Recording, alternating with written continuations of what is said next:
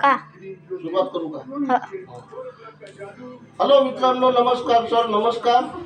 हे माझ्या लहान भावाचा मुलगा आहे, प्रकाशजीत खडसे. आणि याचं नाव विक्रांत खडसे कारगाव. हे बँजो आणि कॅशिओ 7 मध्ये वाजवत आहे आणि मी घरी बसलेलो आहो. हे माझंच घर आहे आणि माझ्या भावाचा मुलगा आहे आणि वस्ती कारगाव म्हणून गाव आहे.